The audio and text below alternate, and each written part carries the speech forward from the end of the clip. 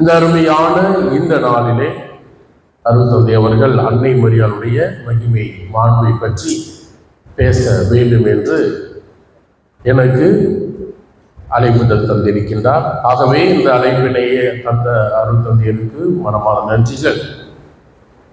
கண்டிப்பாக அன்னை என்றாலே ஒரு ஆனந்தம்.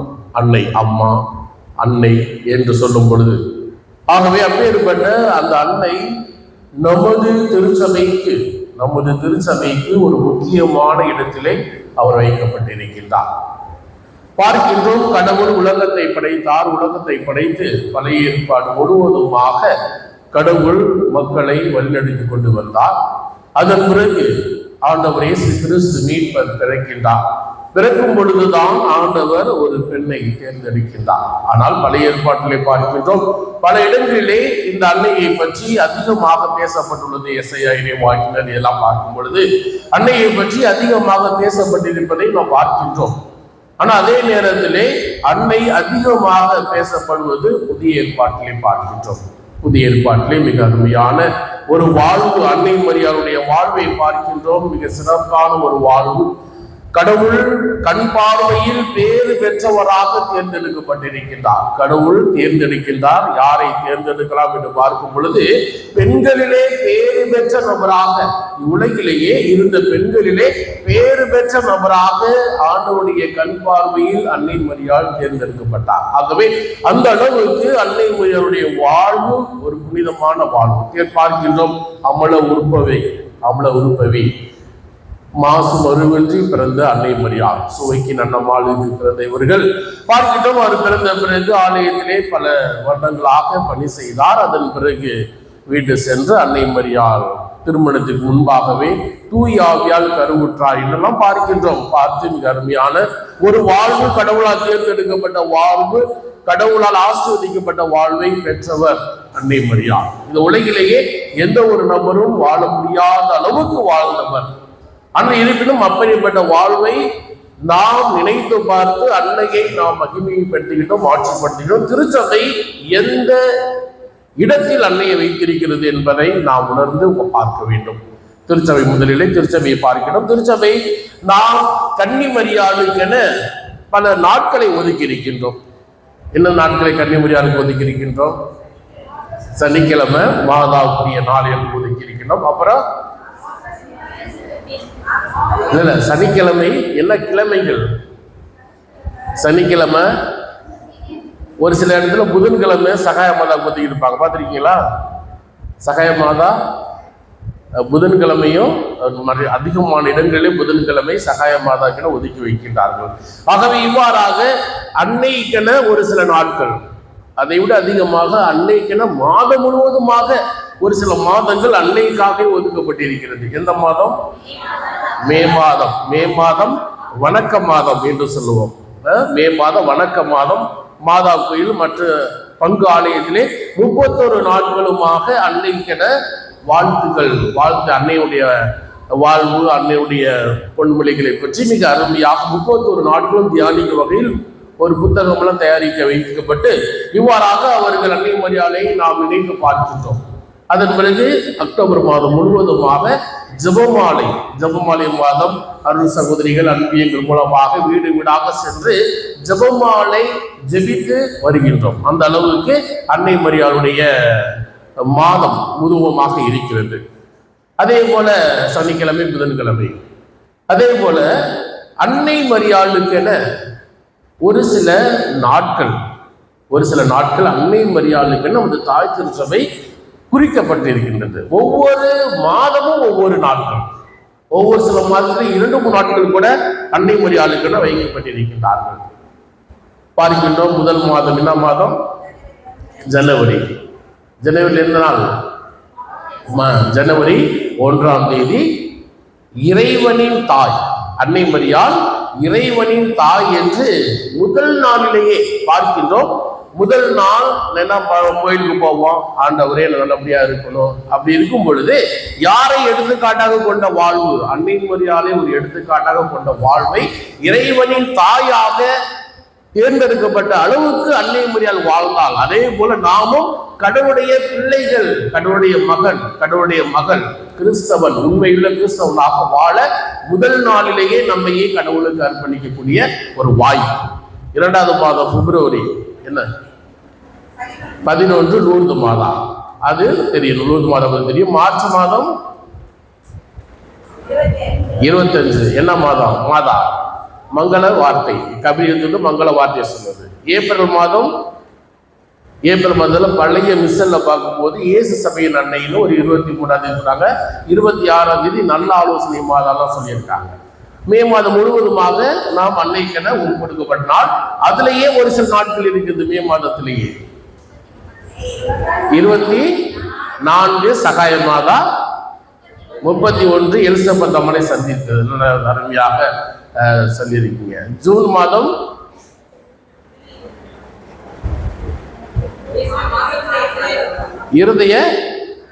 இருதய மாதம் இறுதி ஆண்டவருக்கு அடுத்து வர நாள், இறுதி ஆண்டவருக்கு அடுத்து வர நாள் ஜூன் மாதத்துல வரும். ஜூலையிலே பார்க்கும் பொழுது கார்மேல் மாதா ஜூலை 16 பார்க்கின்றோம். அதன் பிறகு ஆகஸ்ட்ல எல்லாமே விண்ணேற்பு மாதம் 15, செப்டம்பர்ல மாதா பர்த்டே, அன்னையினுடைய பிறந்த நாள். அதே போல செப்டம்பர் 15 பார்க்கும் பொழுது வியாகுல அன்னை. அக்டோபர்ல பார்க்கின்றோம், அக்டோபர் ஜெபமாலை மாதா 7ஆம் தேதி. நவம்பர்ல காணிக்கை மாதா 21ஆம் தேதி.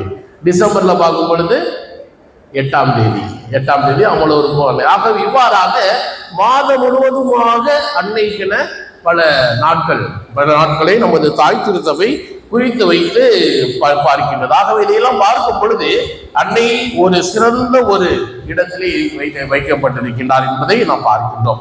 அதே போல அன்னை மரியாள் விவிலியத்திலே எவ்வாறு இருக்கின்றார் என்று பார்க்கும் பொழுது அவருடைய வாழ்வு அது பார்க்கின்றோம். அவருடைய விவிலியத்திலே நாம் ஜெபமாலை சொல்லும் பொழுது அன்னையினுடைய வாழ்வை பற்றி நாம் தியானிக்கின்றோம். ஆண்டவராகிய இயேசு கிறிஸ்து பிறப்பு, இறப்பு, உயிர்ப்பை பற்றி நாம் தியானிக்கின்றோம். அன்னை மரியாளுடைய வாழ்வை பார்க்கும் பொழுது அன்னை மரியாள் தெரிந்துதான் ஏற்கனவே கடவுளால் ஒரு பெண்ணானவர் ஒரு கருவுற்று குழந்தையை பெற்றெடுத்தார் என்றெல்லாம் பார்க்கின்றோம். அதெல்லாம் பார்க்கும் பொழுது நமக்கு அன்னையினுடைய வாழ்க்கை வரலாறு மிக தெளிவாக தெரிந்தது. அன்னை மரியாள் உலகிலே வாழும் பொழுது அதிகமாக சந்தோஷமாக இருந்தார்களா, அதிகமாக கஷ்டப்பட்டார்களா?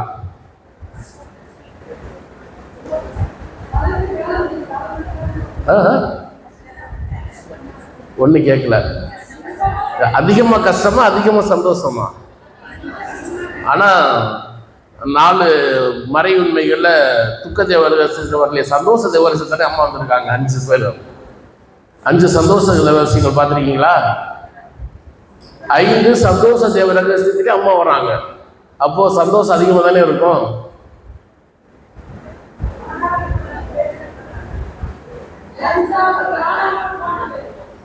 அதான் இவங்க பார்க்கும்போது காணாமல் போனது மட்டும் கிடையாது. 5 சந்தோஷ தேவ ரகசியமும் அம்மாவுக்கு துக்கமாக இருந்த. நீங்களாம் பெண்கள் குழந்தை பெற்றெடுக்கிறது ஈஸியா இல்லை, இருந்தாலும் வேணும், குழந்தை வேணுங்கிறதுக்காக அதை தேர்ந்தெடுத்து செய்றீங்க. அதே போல அன்னை மரியாளும் நமக்காக கடவுளுக்காக துன்பங்கள் சந்தோஷமாக ஏற்றுக்கொண்டார். இவன் பார்க்கின்றோம் கன்னி மரியாளை கபிரியேல் தூதர் கன்னி மரியாளுக்கு மங்கள வார்த்தை சொன்னது. என்ன சொன்னது? வாழ்க்கை பார்க்கிட்டு சொல்லிக்கணும். லூகாஸ் நற்செய்தியில் 1ஆவது அதிகாரத்தில் சொல்லப்படுகிறது. அதுல பார்க்கும் பொழுது திருமணமாகாத ஒரு பெண் கருவுற்றாகி இப்போ நான் கடவுள் தான் எனக்கு குழந்தை கொடுத்தாரு அப்படின்னு சொன்னா பெற்றவங்க நம்புவீங்களா? கூட பிறந்தவங்க நம்புவீங்களா? பக்கத்து வீட்டுக்காரவங்க நம்புவீங்களா? நம்ப மாட்டோம். இப்பவே நம்ப மாட்டோம். ஆனா அப்போ பெண்களுக்கு அதிகமான உரிமைகள் கிடையாது. பைபிள் என்ன போட்டிருக்குது? கருவுற்றிருந்தால் கல்லால் எரியப்பட்டு கொலை செய்யப்படுவார்கள். அந்த நேரத்தில் அன்னை மரியாள் இந்த போன்ற சூழ்நிலையில் தேர்ந்தெடுக்கப்பட்டிருக்கின்றார். அப்போ உள்ளார பயம் இருக்குமா? பயம் அதிகமா இருக்கும். இருந்தாலும் கடவுள் மீது நம்பிக்கை வைக்கிறார். கடவுள் எப்படியாவது பார்த்துக்குவார், கடவுளால் ஆகாதது ஒன்றுமில்லை என்று சொன்ன பிறகும் கூட வெளியிலே தலை காட்ட முடியாத ஒரு துன்பம். ஆனால் இருந்தாலும் கடவுளுக்காக அதை இன்பமாக ஏற்றுக்கொண்டார். புரியுதா? கபிரியேல் மங்களவார்த்தை சொன்னது அவருக்கு இந்த தயக்கத்தோடு ஏற்றுக்கொண்ட பார்க்கிற தயக்கத்தோடு ஏற்றுக்கொண்டாலும் கடவுளை கடைசியில கடவுளால் ஆகாதது ஒன்றுமில்லை என்று நம்பி உமது விருப்பப்படி ஆகட்டும், நான் ஆண்டவரின் அடிமை, உமது விருப்பப்படி ஆகட்டும் என்று சொல்லி லூக்கான சதி 1:38 உமது விருப்பப்படி ஆகட்டும் என்று சொல்லி அன்னை மரியாள் தேர்ந்தெடுக்கப்பட்டார். இரண்டாவது எலிசபெத் அம்மாளை சந்தித்தது. இந்த அம்மா எத்தனாவது மாசம்? இந்த அம்மா மரியம்மா. எலிசபெத் அம்மா 6வது மாசம், மரியம்மா அப்பதான் கருவுற்று இருக்கிறாங்க. இப்ப நம்ம வீட்டுலாம் கருவுற்றா என்ன பண்ணுவோம்? ஆடாத, அசையாத, பக்கெட் தூக்காத, நடக்காதப்போ. இந்த அம்மா என்ன பண்ணாங்க? அங்கே போய் 3 மாசம் தங்கி இருந்து 6 மாசம்னா டெலிவரி வரைக்கும் தங்கி இருந்து ஹெல்ப் பண்ணாங்க. அது எப்படி நம்மளாம் செய்வோமா? நமக்கு மிஞ்சதான் தானங்கிற மாதிரி நம்மள தான் பார்த்துக்குவோம். ஆனால் இந்த அம்மா அதில் பாருங்க, இந்த பக்கம் போனவங்க பார்க்கணும், மலை மேலே ஏறி செல்வது ரொம்ப கடினம் அப்பொழுதுலாம். ஆகவே அவ்வளவு கஷ்டப்பட்டு மலை மீது ஏறி அங்கு சென்று அடுத்தவருக்கு உதவி செய்தார். இவருக்கே இன்னொருத்தர் உதவி செய்ய வேண்டும், அப்படித்தானா? கருவுற்று இருக்கும் பொழுது உங்களுக்கு இன்னொருத்தர் உதவி செய்ய வேண்டும். ஆனால் இருந்தாலும் இவர் போய் அடுத்தவங்களுக்கு உதவி செய்தார். அப்போ கஷ்டமா இருக்குமா, துக்கமா இருக்குமா? கஷ்டம்தான். ஆனா இருந்தாலும் சந்தோஷமாக நம்மளும் நிறைய தாய்மார்கள் அப்படி செய்யறாங்க. கண்டிப்பா உங்களுக்கும் துன்பம் இருக்கும் போது கூட பார்க்கும்போது ஒரு சின்ன ஒரு எடுத்துக்காட்டு தான். எங்க அம்மா நல்ல வசதினா ஐ மீன் நல்ல வேலையெல்லாம் பார்த்தவங்க. எங்க பெரிய காலுக்கு 8 டெலிவரி. எங்க அம்மா அங்கேயே உட்காந்து பார்த்தவங்க. சின்ன அக்கா தங்கச்சி 3 பேர் எல்லாம் பார்த்து முடிச்சு இப்போ 60 வயசுல என் தங்கச்சி கால் முறிஞ்சிருச்சு. பஸ்ல ஏறும்போது கால் முறிஞ்சிருச்சு. சின்ன பிள்ளைங்க. எங்க அம்மா 60-70 வயசுல போய் வேலையே பார்க்காம இருந்தது. அங்கே போய் 1 மாசம் 2 மாசம் தங்கச்சிக்காக கஷ்டப்பட்டாங்க. ஆனா கஷ்டப்பட்டு இருக்கும்போது கூட வேலை செஞ்சுதான் இருப்பாங்க. அதனால மருமகனும் வேலை பார்ப்பாங்க. இவ்வாறாக அவர்கள் உங்களுக்காக பிள்ளைகளுக்காக சொல்வது இந்த அன்னை மரியாள் எலிசபெத் அம்மாளுக்காக இவருடைய கஷ்டத்தை தாங்கி கொண்டு அடுத்தவங்களுக்கு ஒரு சந்தோஷத்தை சந்தித்தது சந்தோஷம். அதை நாமும் அதே போலதான் செய்யணும். இதெல்லாம் அன்னை மரியாள் நமக்கு தருகின்ற ஒரு எடுத்துக்காட்டு. அன்னை மரியாள் கடவுளுக்காக முதல்ல கபிரியேல் சொல்லும் பொழுது கடவுளுடைய வார்த்தையை நான் கடைபிடிக்கும் பொழுது நமக்கு வருகின்ற துன்பங்களை சந்தோஷமாக ஏற்றுக்கொள்ள வேண்டும். இரண்டாவது பார்க்கும் பொழுது அடுத்தவர்களுக்கு உதவி செய்யும் பொழுது வருகின்ற துன்பங்களையும் நாம் சந்தோஷமாக ஏற்றுக்கொள்ள வேண்டும். பல நேரங்களில் அடுத்தவங்களுக்கு உதவி செய்தா நம்மளுக்கு துன்பம் வரும். இப்ப அடுத்தவங்க சண்டை போடுறாங்க, 2 பேர் ஹஸ்பண்ட் மனைவி சண்டை போடும் பொழுது நமக்கு உதவி செய்யணும்னா என்ன அர்த்தம்? அவங்க நம்மளை திட்ட மாட்டாங்களா? பக்கத்து வீட்டுல 2 பேர் சண்டை போடுறாங்க. இப்ப நீங்க போய் யாங்க அப்படின்னு தெரியாம யாங்க சண்டை போடுறீங்க, அந்த பொண்ணை அடிக்கிறீங்க அப்படின்னு கேட்கும்போது அவன் நம்மளை சண்டை போடுவான்னா சண்டைக்கு வர மாட்டான், கண்டிப்பா வருவான். இருந்தாலும் நம்மால் ஏன்ற அளவு சொல்ல கடமைப்பட்டிருக்கோம். ஆகவே இவர் அன்னை மரியாள் இவ்வாறாக எலிசபெத் அம்மாளுக்கு உதவி செய்தார். துன்பம் என்று பாராமல் கூட பண்ணார். இயேசுநாதர் பிறந்தது பார்ப்போம். எப்படி பிறந்தாரு? கல்தையில இந்த அம்மா பேரு கொடுக்க போறாங்க. டெலிவரி நேரத்துல போக முடியுமா? கழுதையில் ஏறி உட்காந்து போறாங்க. அங்கே போனதுக்கு அப்புறம் டெலிவரிக்கு ரெடி ஆயாச்சு. ஆனா இருக்க இடம் இல்லை. மாட்டுத்தொழுவத்தில் யாராவது ஒருத்தர் நம்ம மாட்டுத்தொழுவத்தில் குழந்தை பெற்றிருக்க சொல்லிட முடியுமா? யாருமே அப்படிப்பட்ட வாய்ப்பு நமக்கு வரல. ஆனா அன்னை மரியாள் வேற வழியே இல்லாம மாட்டுத்தொழுவத்துக்கு போய் பெற்றெடுத்தார். அங்கும் யார் இருந்தாங்கன்னு தெரியாத அந்த சூசியப்பர் தான் பக்கத்துல இருந்த வாய்ப்பு இருக்கிறது. வேற யாரும் இல்லாத நேரத்துல அவர் தான் டெலிவரி பார்த்துருப்ப வாய்ப்பு இருக்கிறது. ஆகவே இவ்வாறாக அதுவும் கஷ்டமான நிலை நமக்கு சந்தோஷம். மீட்பரை தந்திருக்கின்றார். அவ்வளவு கஷ்டப்பட்டு ஒரு மீட்பரை தந்தார். 4வது பார்க்கும் பொழுது தேவாலயத்திலே காணிக்காக ஒப்பு கொடுக்கும் பொழுது யார் சொன்னா? சிமியன் சொன்னார். என்ன சொன்னாரு? உனது இதயத்தை ஒரு வாள் ஊடுருவும். கண்டிப்பா மனசு கஷ்டமாக இருந்தது. இருந்தாலும் அது ஒரு சந்தோஷமாக மீட்பர் கடவுளுக்காக மக்களுக்காக துன்பப்பட போகிறார் என்ற சந்தோஷத்திலே அன்னை மரியாள் மிக அருமையாக ஏற்றுக்கொண்டார். 5வது பாதிக்கின்றோம். காணாமல் போன இயேசுவை தேடும் பொழுது கண்டிப்பாக கஷ்டம்தான். நம்ம வீட்டுலலாம் பிள்ளைங்க காணாம போச்சுன்னா தேடுவோம். தேடி முடிச்சு கடைசியில என்ன பண்ணுவோம்? கொஞ்சமா 4 எழுத்து வாடா கடவுளுடைய செயலை பார்த்து அன்னை மரியாள் சந்தோஷப்பட்டார் என்று பார்க்கணும். ஆகவே இவ்வாறாக அன்னையனுடைய வாழ்வு ஒவ்வொன்றாக திருவிழியத்திலே மிக அருமையாக இருக்கிறதை பார்க்கின்றோம். ஆகவே அன்னை மரியாள் மிக அருமையான செயல்பாட்டில் இருக்கின்றார். ஆனா இந்த அன்னை மரியாள் மூலமாக நமக்கு அதிகமான நன்மைகள் வருகிறது. இப்ப பல பேர் கேட்பாங்க, பல பேர் நம்மகிட்ட கேட்பாங்க, நீங்க ஏன் மாதாட்ட போறீங்க, நேரா கடவுளே போலாமே கேட்பாங்களா? மாதாட்ட ஜெபம் பண்றோம். என்ன ஜெபம் பண்றோம்? அருளிருந்த மரியே கடைசியில என்னன்னா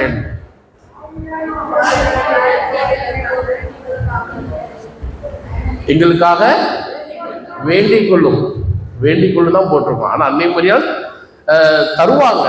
யார்கிட்ட வாங்கி தராங்க? கடவுள்கிட்ட வாங்கி தராங்க. கண்டிப்பா. அதனால தான் ஜெபமாலை கொஞ்ச நேரம் தான் வச்சுட்டு இறை வார்த்தையை தான் அதிகமாக நாம் தியானிக்கிட்டோம். திருப்பலி 1 மணி நேரம் 1.5 மணி நேரம் போகுது. ஆனா ஜெபமாலை ஒரு 1/2 hour தான். ஆனா ஜெபமாலைக்கு முக்கியத்துவம் கொடுக்குறோம். அதை விட அதிகமாக திருப்பலிக்கு நாம் முக்கியத்துவம் கொடுக்கிறோம் என்பதை பார்க்கணும். ஆனால் இந்த அன்னை மரியாள் வழியாக நமக்கு நன்மைகள் உண்டா? அன்னை மரியாள் மூலமாக அன்னை மரியாள் உதவி செய்வாரா? புதுமைகள் செய்வாரா? செய்வார், கண்டிப்பாக செய்வார். பார்க்கின்றோம். அதுல பார்க்கும் பொழுது இயேசுநாதர் லூகாஸ் 8வது அதிகாரம் 44 பார்க்கும் பொழுது, லூகாஸ் நற்செய்தி 8வது அதிகாரம் பார்க்கும் பொழுது, இரத்தப்போக்கூடிய ஒரு பெண் 12 வருஷங்களாக 48 44 12 ஆண்டுகளாக இரத்தப்போக்கினால் வருந்திய ஒரு பெண் ஆண்டவருடைய மேலுடையை தொட்டார். மேலுடையை தொட்டும் பொழுது என்ன ஆச்சு? அப்படியே நின்று சந்தோஷம், வல்லமை வெளிவந்தது, ஒரு இரத்தப்போக்கு குணமானது. ஆண்டவருடைய உடைக்கு வல்லமை இருக்கும் பொழுது ஆண்டவரை பெற்றெடுத்த தாய்க்கு வல்லமை இருக்குமா இருக்காதா? கண்டிப்பாக இருக்கும். அன்னை மரியாள் கண்டிப்பாக முடியும். கானா ஒரு திருமணத்திலே பார்க்கின்றோம். கானா ஒரு திருமணத்திலே என்ன நடந்துச்சு? திராட்சை ரசம் தீர்ந்து விட்டது. அங்கே பார்க்கின்றார், மாதா பார்க்கின்றார். மாதா பார்த்துட்டு போய், மகனே திராட்சை ரசம் தீர்ந்து விட்டது. யோவான் நற்செய்தி 2வது அதிகாரத்தில் பார்க்கின்றோம். திராட்சை ரசம் தீர்ந்து விட்டதுன்னு சொல்றாங்க. சொன்னதுக்கு அப்புறம் என்ன நடக்குது? அம்மா எனக்கு நேரம் வரவில்லை. அப்படி என்ன அர்த்தம்? இப்ப செய்யறேன்றாரா, இல்ல ஒரு 5 நிமிஷம் கழிச்சு செய்யறேன்றாரா? இந்த நேரத்தில் இந்த கல்யாணத்துல புதுமையே செய்ய முடியாதுன்னு சொல்றாரா? என்ன அர்த்தம்? எனக்கு நேரம் வரவில்லை என்ன அர்த்தம்?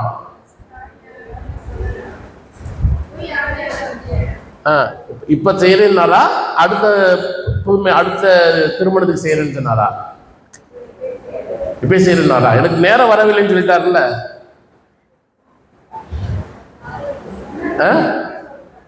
நேரம் வரவில்லையே அப்படின்ட்டாரு.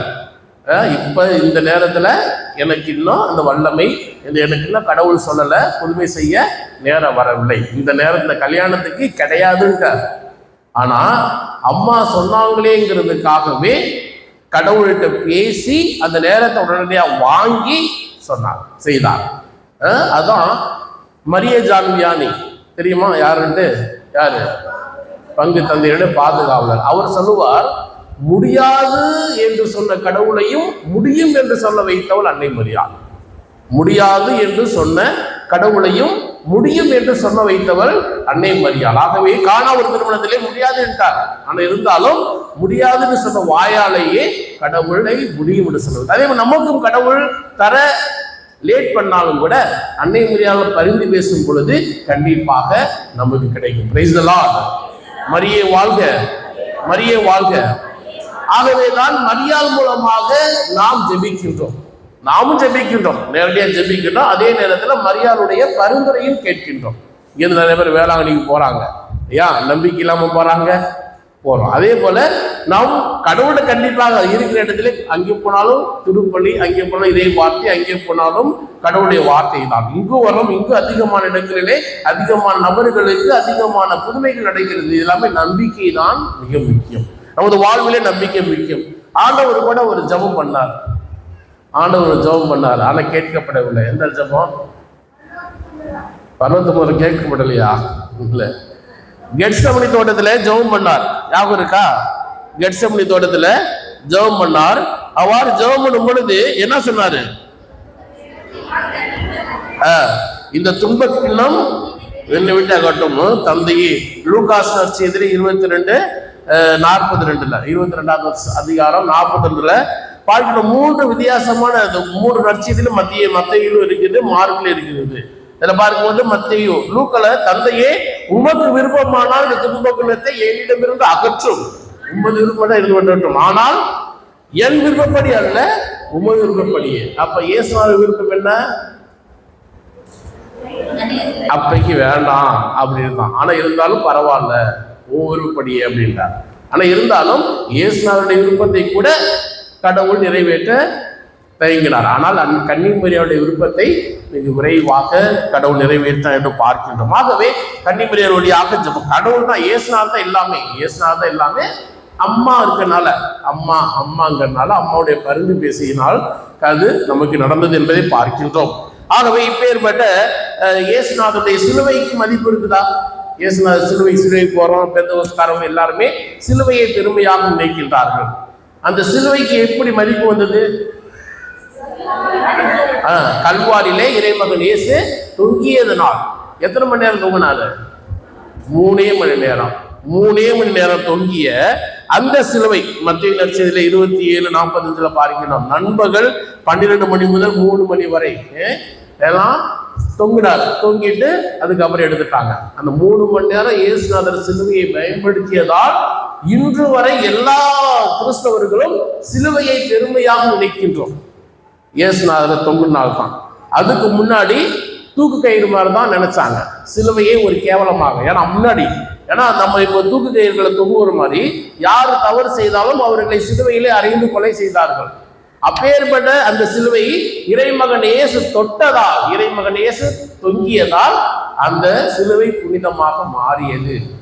கண்டிப்பாக அன்னை மரியாதை 10 மாதம் சுமந்து பெற்றெடுத்து பாலூட்டி தாளாட்டி இரத்தம் கொடுத்து உடல் கொடுத்து வந்த தாய்க்கு கண்டிப்பாக சக்தி அதிகம் இருக்கிறது, புதுமை செய்யக்கூடிய வல்லமை அதிகம் இருக்கிறது.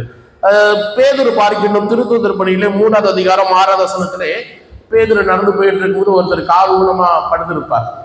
3 திருத்தூதர் பணி 3:6 கால் ஊனமா படுத்திருப்பார். படுத்திருப்ப ஏதாவது கொடுக்குன்னு கை நீட்டுவார். அதுக்கு பேர் என்ன சொல்லுவார்? வெள்ளியும் பொண்ணும் என்னிடம் இல்லை, என்னிடம் உள்ளதை உனக்கு கொடுக்கிறேன். நாசரேத்து இயேசு கிறிஸ்துவின் பெயரால் எழுந்து நடந்திடும். இயேசு என்கின்ற பெயராலேயே வல்லமை நடைபெறும் பொழுது இயேசு என்கின்ற பெயருக்கு உருவம் கொடுத்த அன்னை மரியாள் மூலமாக கண்டிப்பாக அதிகமாக வல்லமை, அதிகமாக சக்தி கடக்கும். ஆகவேதான் அன்னை மரியாள் மிக அருமையான ஒரு நபராக இருக்கின்றார். அன்னை மரியாள் மிக சிறந்த ஒரு நபராக நமது கண் பார்வையிலே காணப்படுகிறது. தூயாவி கடவுள். இப்ப பார்க்கின்றோம், மூவொரு கடவுள் விளங்குகின்றார். லூகாஸ் 1:26 வானதூதரை கடவுள் அனுப்பினார். அனுப்பி அங்கே கடவுள் பிதா கடவுள் வானதூதரை அனுப்பினார். 35 பார்க்கும்போது தூயாவி உன்மீது வரும், உன்னத கடவுளின் வல்லமை நிலையிடும், ஆதலால் பிறக்க போகும் குழந்தை இயேசு கிறிஸ்து தூயது. கடவுள் தூயாவியையும் மரியன்னையும் இணைத்து பிறந்ததுதான் யாரு? இயேசு.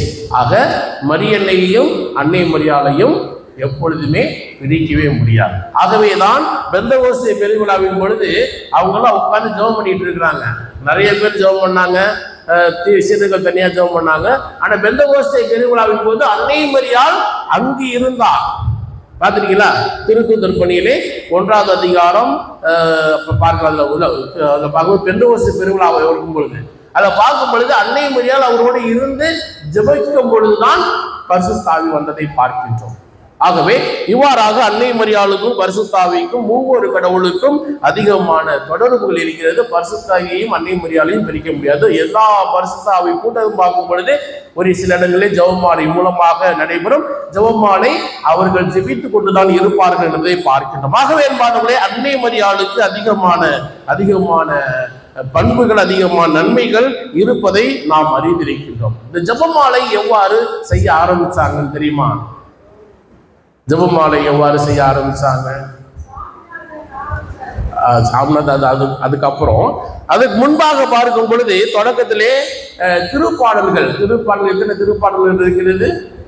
150 திருப்பாடல்களை அவர்கள் அந்த துறவியர்கள் சாமியாராக ஆனவங்க உட்கார்ந்து ஜெபம் பண்ணிட்டே இருப்பாங்க. இந்த பாடல் நாங்களும் இப்போ ஒவ்வொரு நாளைக்கு காலையில 3 திருப்பாடல், மத்தியானமும் 2-3 திருப்பாடல்கள், சாயந்தரம் 2-3 திருப்பாடல்கள் நாங்களும் சொல்லிட்டு தான் இருக்கோம். 3, 4, 5 கூட ஒவ்வொரு நாளும் 4 காலையில 4, மத்தியானம் 3, ஈவினிங் 4 இந்த மாதிரி சொல்லிக் கொண்டு தான் இருக்கிறோம். ஆகவே இவ்வாறாக இந்த திருப்பாடல்களை அங்கு இருந்தவர்கள் 150 திருப்பாடல்களை சொல்லிக் கொண்டே இருப்பார்கள். ஆனால் படிக்க தெரியாத துறவியர்கள் என்ன செய்வாங்கன்னா கர்த்தர் கருப்பின ஜெபத்தை சொல்லிக்கிட்டே இருப்பாங்களாம். அது பிறகு சொல்லிட்டே இருக்கும்போது அதுக்கப்புறம் தான் சரி துறவிகளாம் சேர்ந்து மாதாவையும் சேர்த்துக்கலாம், ஆண்டவருடைய வாழ்க்கை வரலாறையும் ஏற்றுக்கலாம் என்று சொல்லி அயர்லாந்தில் நடந்த தியானத்துல இயேசுநாதருடைய பிறப்பு, இறப்பு, உயிர்ப்பு இதையெல்லாம் பற்றி தியானித்தார்கள் பார்க்கிறோம். அது 13ஆம் நூற்றாண்டிலே. அவ்வாறு 13 இருக்கும்போது அப்பொழுது இருக்கும் பொழுது அவர்கள் என்ன ஒரு தடவை ஒரு தவறான ஒரு போதனை 13ஆம் நூற்றாண்டிலே வந்துச்சு. என்ன போதனை என்று பார்க்கும் பொழுது உலகிலே அந்த தற்கொலை செய்து கொள்பவர்கள் கூட அவர்களுக்கு மோட்சம் உண்டு என்று அப்பொழுது பேசினாங்க. ஆனால் அப்படியெல்லாம் கிடையாது. தற்கொலை செஞ்சாவே பேயுடைய அகப்படியிலே பேயுடைய அகப்படியில் வைக்கணும். ஆகவே அந்த இது நமக்கு கிடையாது என்று சொல்லிட்டு இருக்கும்போது தான் சாமிநாதருக்கு அன்னை மரியாள் காட்சி தந்து நீ யோசனை செய்யும் பொழுது மக்கள் ஜெபமாலை ஜெபிக்கும்படி சொல்லும். அதாவது அவர் ஜெபமாலை ஜெபிக்கும் பொழுது உனது நீ போராடுகிற அந்த போராளி அது உனக்கு வெற்றிகரமாக அமையும் என்று சொன்னார். ஆகவே ஜெபமாலை ஜெபிக்கும் பொழுதுதான் அந்த தவறான கொள்கை தருகின்ற அந்த நபர்கள் முன்பாக சாமிநாதன் தெளிவாக பேசி அவருடைய வாயை அடைத்தார் என்று அவருடைய வாழ்க்கை வரலாறை பார்க்கின்றோம். அதே போல 1571 போர் நடந்தது. கிறிஸ்தவர்களுக்கும் இஸ்ராயலருக்கும் போர் நடந்தது. அப்பொழுது அன்னை மரியாள் ஜெபமாலை செய்யுங்கள் என்று சொன்னார். அதே போல ஜெபமாலை ஜெபித்து அங்கு ஜெபமாலை ஜெபித்ததன் மூலமாக வெற்றி கிடைத்தது. ஆகவே அன்னைக்கு வெற்றியின் அன்னை என்று பெயரை தந்தார்கள். அதே போல அக்டோபர் 30ஆம் தேதி வெற்றியின் அன்னை என அதை கொண்டாடினார்கள் பார்க்கிறோம். திருத்தந்தை 5ஆம் பத்திநாதர் இவ்வாறு கூறுகின்றார். அதே போல 1863 கூட கிறிஸ்தவர்களுக்கும் துருக்கியர்களுக்கும் சண்டை. அந்த சண்டையும் கூட திருத்தந்தை 13ஆம் கிரகோரி இருக்கும் பொழுது ஜெபமாலை செய்யுங்கள் என்று சொன்னாங்க. ஜெபமாலை செய்வதன் மூலமாக அங்கு அந்த போர் நின்றது என்று பார்க்கின்றோம். அதே போல 1858 அன்னை மரியாள் காட்சி தந்தார். லூர்துல காட்சி தந்தார். அப்போது ஜெபமாலை ஜெபிங்கள் என்று சொன்னார். 1917 பாத்திமாவுல காட்சி கொடுத்தார். அப்பொழுதும் ஜெபமாலை செய்யுங்கள் என்று சொன்னார். ஆகவே இவ்வாறாக ஜெபமாலை செய்வதன் மூலமாக நமக்கு அதிகமான வல்லமை வருகிறது.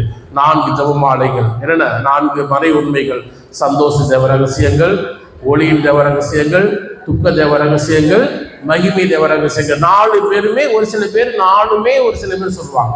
நான் பைக்கில் போகும் பொழுது 4, 10 கூட சொல்லுவேன். ஒரு சில பேர் வீட்டில் இருக்கும்போது சொல்லலாம். முடியாதவங்க அட்லீஸ்ட் ஒரு மறைவு, அதாவது ஒரு 53 மணி நேரம் சொல்லலாம். அப்படியே இன்னும் முடியாட்டினாலும் அட்லீஸ்ட் ஒரு 13 மணி நேரம் சொல்லலாம். ஆகவேதான் நாம் ஜெபம் செய்யும் பொழுது நம்ம ஃபாதர் நம்ம வீட்டுக்கு வராருன்னா சந்தோஷப்படுவீங்களா? சந்தோஷமே பண்ண மாட்டீங்களா? கடமை. இப்போ இயேசுநாதர் வீட்டுக்கு வரணும், நம்ம என்ன பண்ணோம்? மத்தேயு நற்செய்தி 18:19 என்ன போட்டிருக்கு? மத்தேயு 18:19-20.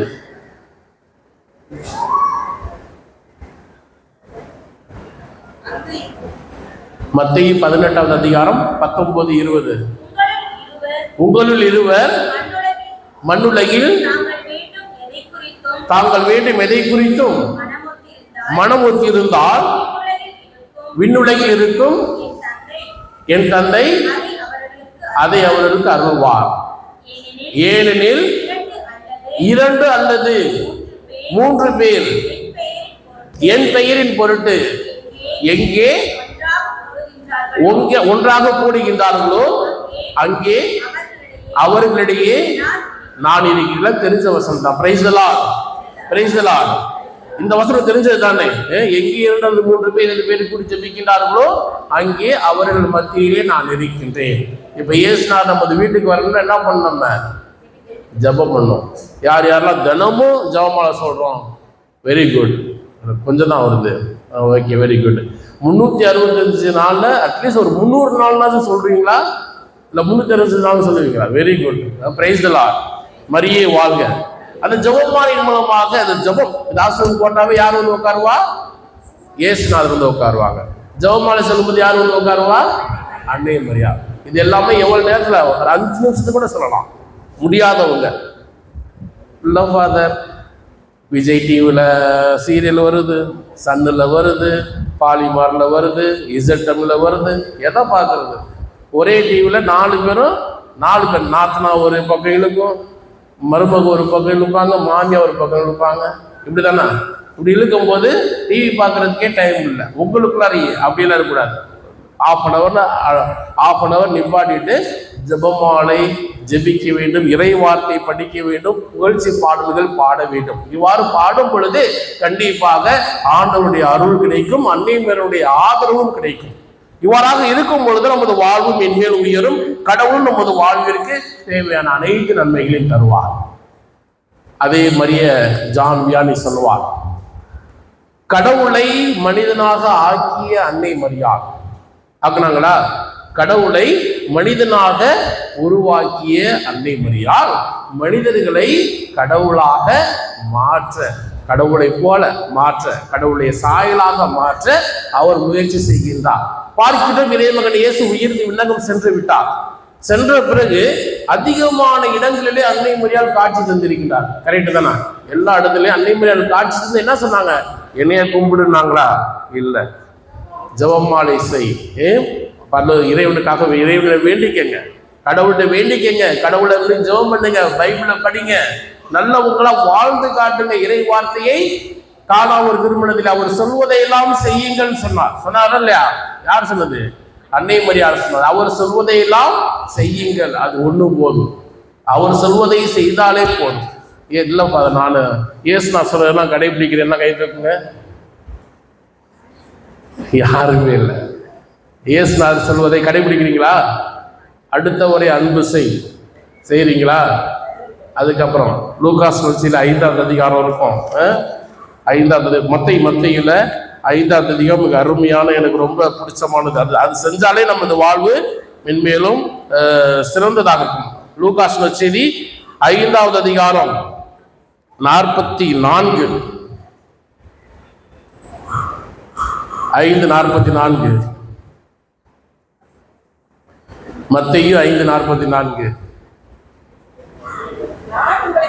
நான் உங்களுக்கு சொல்கிறேன், உங்கள் பகைவரிடமும் அன்பு கூறுங்கள், உங்களை துன்புறுத்துவோருக்காக இறைவனிடம் வேண்டுங்கள். செய்வோமா? நான் செய்கிறேன் அப்படிங்கிற கை தூக்குங்க. Very good. 2 பேர் 3 பேர். உங்க வீட்டுல வந்து விசாரிச்சா தான் தெரியும் எல்லாமே. சந்தோஷம் தான். ஆனா ஒரு சில நேரத்துல செய்யாம இருந்தாலும் ஒரு சில நேரத்துல செய்வோம், அப்படிதானே? இப்போ வந்து நான் தினமும் ஒரு சில நேரத்துல கண்டிப்பா இப்ப மாமியா திட்டுதுங்கிறதுக்காக மாமியா உட்கார்ந்து இருக்கும்போது ஒரு பாம்பு வருது, மாமியாரே கூப்பிடாம இருந்தாலும் ஏதாவது சைகை காட்டி பாம்பு வர்றது வெளிப்படுத்த மாட்டோமா? கண்டிப்பாக செய்வோம். ஆகவே உங்கள் பகைவருக்கு வீட்டுக்காரர் வந்து உங்களை அடிக்கிறாரு. இப்ப யார் அடிக்கிறா? திருப்பி தான் அடிக்கிறீங்க, அப்படிதானே? இப்ப வீட்டுக்காரர் அடிக்கிறாரு, குடிசு வந்து அடிக்கிறாருன்னா செத்து போகணும் வேண்டிக்குவீங்களா? திருந்தணும், நல்லபடியா இருக்கணும், வீட்டுக்காரர் வேணும்னு அவருக்காக உங்களுக்கு துன்பம் தருபவர்களுக்காக ஜெபிக்கலையா?